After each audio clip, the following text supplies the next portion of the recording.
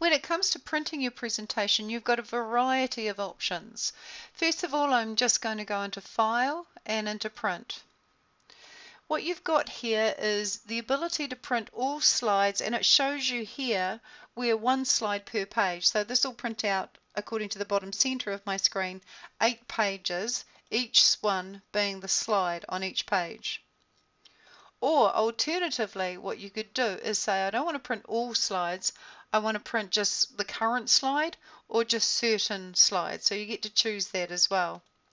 Now you can also choose full page slides, which is print one slide per page, or you can print the notes pages. So if you have actually written notes, you can print the notes pages and have those with you so that you know what you're supposed to say as each slide comes up, or you can use the notes pages as handouts. It's entirely up to you.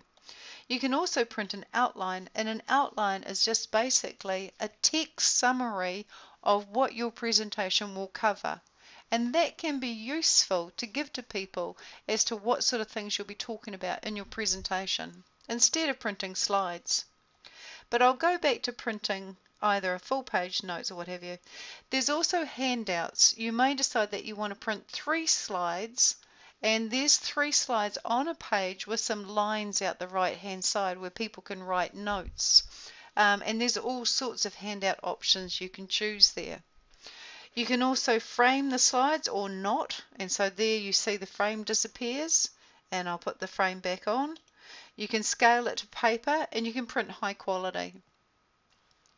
The other thing you can do is you can actually print on both sides of the page, or you can actually just print on one side. You can also collate, so it will put pages 1, 2, 3 together if you're printing multiple copies, and copies is up here. You can also print in landscape or portrait.